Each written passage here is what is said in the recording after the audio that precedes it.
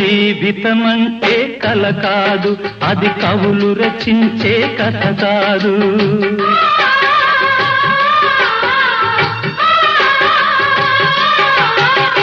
జీవితమంటే కల కాదు, అది కవులు రచించే కథ కాదు. కనుమరుగైనది సిరి కాదు, అది మనదని తలచుట సరికాదు. కుడి ఎడమైతే పొరపాటు లేదను నానుడి సత్యం కాదు, ఇది అందరికి అర్థం కాదు. ఓ